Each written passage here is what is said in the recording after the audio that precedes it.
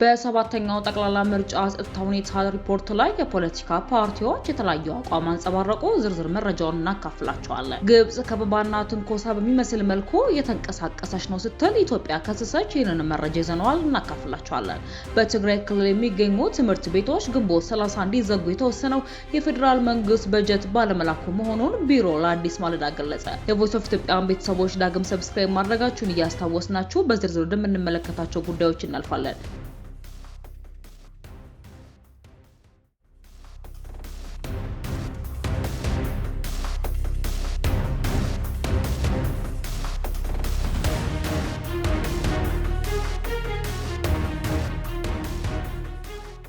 ሰባተኛውን ጠቅላላ ምርጫ ለማካሄድ በአማራና በኦሮሚያ ክልሎች ከ97 በመቶ በላይ አስቻይ ጸጥታ ሁኔታ አለ በሚል በቅርቡ የቀረበውን የጥናት ሪፖርት በሚመለከት የፖለቲካ ፓርቲዎች የተለያየና እርስ በእርስ የሚጋጭ አስተያየት እየሰጡ ይገኛሉ።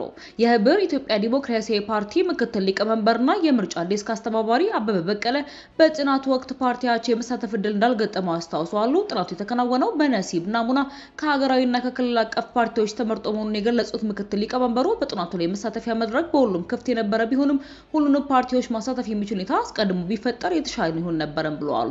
አጥኚዎች ወደ ተለያዩ አካባቢዎች በአካል ተሰማርተው ማጥናታቸውን ፓርቲያቸው ቢያምንም ሪፖርቱ ግን ሙሉ ነው ብሎ እንደማይቀበል አበባ አስረድተዋል።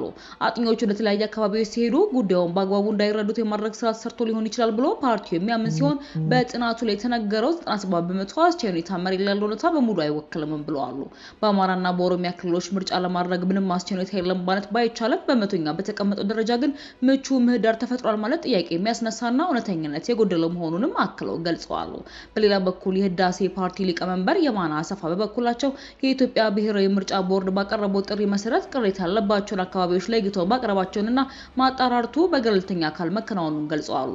ማጣራቱን ያከናወነው ቡድን ከሲቪል ማህበረሰብ ድርጅቶች፣ ከፖለቲካ ፓርቲዎችና ከምርጫ ቦርድ የክልል አስተባባሪዎች የተውጣጣ መሆኑን የጠቆሙት ሊቀመንበሩ ህዳሴ ፓርቲ በጥናታዊ ዳሰሳው ላይ በአካል እንደተሳተፈና በተለያዩ 13 አካባቢዎች ላይ አባላቱ ማሳተፍ መቻሉን አስረድተዋል።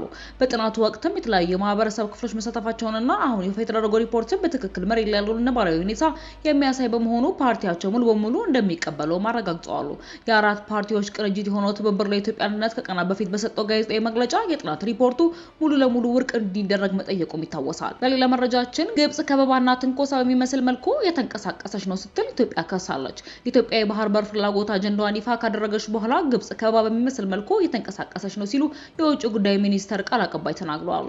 አምባሳደር ነቢያት ጌታቸው ሐሙስ ግንቦት 13 ለጋዜጠኞች በሰጡት መግለጫ ኢትዮጵያ የባህር በር ጥያቄዋን ካነሳች በኋላ ከግብጽ በኩል ውጥረት፣ ትንኮሳ የሚመስሉ ነገሮች እየታዩ መሆናቸውን ተናግረዋል። በዚህም ከኤርትራ ጋር ያለውን ግንኙነት ተበላሽተው ወደ ግጭት ሊያመራ የሚችል ስጋት ተፈጥሯልም። በተጨማሪም በህዳሴው ግድብ ምክንያት ለዓመታት ተቃውሞ ስታሰማ የቆየችው ግብጽ ከኤርትራ ጋር በመሆን የኢትዮጵያን ፍላጎት በሚቃረን መልኩ እንቅስቃሴዎችንና መግለጫዎችን ስታወጣ ቆይታለች። አምባሳደሩ አክለውም ይህ የግብጽ እርምጃ አዲስ እንዳልሆነ በመጥቀስ ኢትዮጵያ የባህር በር ፍላጎት አጀንዳዋን አጠናክራ እንደምትቀጥልም በአጽንኦት ተናግረዋል። ሁለቱ ሀገራት ስምምነቱን ከተፈራረሙ በኋላ የቀይ ባህር ጉዳይ የሚመለከተው የቀይ ባህር ጠረፍ ሀገራት ብቻ እንደሆነም ጠቅሰዋል። ከኢትዮጵያ ጋር በታላቁ ህዳሴ ግድብ ምክንያት አለመግባባት ውስጥ የገባችው ግብጽ ከኤርትራ ጋር ያላትን ግንኙነት አጠናክራለች። የባህር በር አጀንዳ በተለያዩ አካላትና በህዝቡ ተቀባይነት ያገኘ ነው ያሉት አምባሳደር ነቢያት ኢትዮጵያ አጀንዳውን ሰላማዊና ዲፕሎማሲያዊ በሆነ መንገድ እንደምትቀጥልም በተደጋጋሚ መግለጿን አስታውሰዋል። የግብጽ የውጭ ጉዳይ ሚኒስትር ዶክተር ባድር አብደላቲ ከስምምነቱ በኋላ ከኤርትራ ቴሌቪዥን ጋር ባደረጉት ቃለ ምልልስ የቀይ ባህር አስተዳደርና ደህንነት ጉዳይ በዋነኛነት የሚመለከተው የቀይ ባህር አጎራባች ሀገራትን ነው ብለዋል። ጠቅላይ ሚኒስትር አብይ በተደጋጋሚ የሀገራቸውን የባህር መተላለፊያ የማግኘት ፍላጎት በንግግርና በመግባባት የማስፈጸም ፍላጎት እንዳላቸው በመናገር በኢትዮጵያ ፍላጎቷን በኃይል ለማስፈጸም ጦር እንደማትሰብክም ተናግረዋል።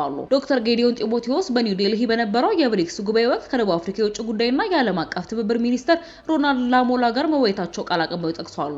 ውይይቱ በተለየ ኢትዮጵያ ላይ የደረሱ ያሉ ችግሮችን በጋራ መፍታት ላይ ያተኮረ እንደነበረም አምባሳደር ነቢያት ተናግረዋል።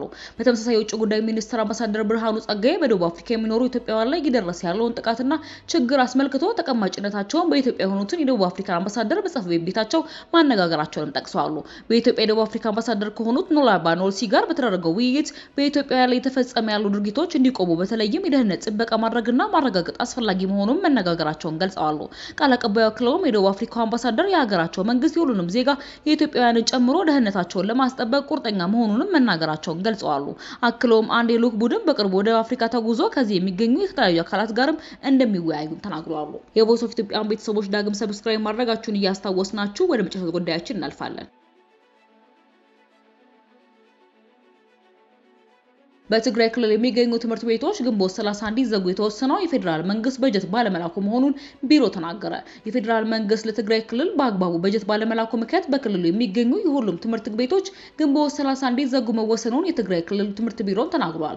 የክልሉ ካቢኔ ትምህርት ቤቶቹ ከመደበኛው መዝጊያ ቀን አንድ ወር ቀድሞ እንዲዘጉ ትዕዛዝ ማስተላለፉን ተከትሎ አዲስ ማለዳ ያነጋገራቸው የቢሮ የኮሚኒኬሽን ዳይሬክተር ስዩም ሀጎስ ውሳኔ የተላለፈበት ዋና ምክንያቶችና ተያያዥ ጉዳዮችን ይፋ አድርገዋል። መምህራን ተከታታይ 3 ወራት ደሞዝ ባለማግኘት ቸውና ሳይበሉ መስራት ባለመቻላቸው ትምህርቱ ቀደም ብሎ ማጠናቀቅ ማስፈለጉን የገለጹት ዳይሬክተሩ መምህራኑ ለትምህርት ቤት ለመሄድና የመማር ማስተማር ሂደቱን ለማስቀጠል በቀን ከ150 እስከ 200 ብር ያወጡ እንደነበርና ይህንን ወጪ ከየት ማምጣት ስለማይችሉ የክልሉ መንግስት ቀኑን ለማሳጠር መገደዱን አስረድተዋል። ከዚህ በተጨማሪም በክልሉ ባለው የነዳጅ እጥረት ምክንያት ወላጆች ልጆቻቸው ወደ ትምህርት ገበታ ማድረስ በመቸገራቸው የትምህርት ዘመኑ እንዲያጥር ሀሳብ ማቅረባቸው ሌላ ምክንያት መሆኑንም ጠቅሰዋል። ስዩም ሀጎስ አያይዘው እንደገለጹት ከተጠቀሱት የበጀትና የትራንስፖርት ችግሮች በተጨማሪ ውሳኔው ሊተላለፍ ያደረጉ ተግዳሮቶችም አሉ።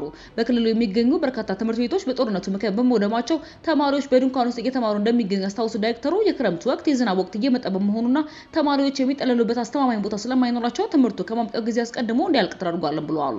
ይህ በእንዲህ እንዳለ ሀገር አቀፍ ፈተናዎች የሚሰጡት በትምህርት ሚኒስቴር የጊዜ ሰሌዳ መሰረት መሆኑን የጠቀሱ ስዩም የ8ኛ ክፍል ፈተና ከሰኔ 3 እስከ 5 እንዲሁም ደግሞ የ12ኛ ክፍል ፈተና ከሰኔ 24 ቀን ጀምሮ እንደሚሰጥም አስታውሰዋል። የቮይስ ኦፍ ኢትዮጵያ ቤተሰቦች ዳግም ሰብስክራይብ ማድረጋችሁን እያስታወስናችሁ በሌላ አዲስና ወቅታዊ መረጃዎች ዳግም እስክንገናኝ ድረስ በደህና ቆዩ።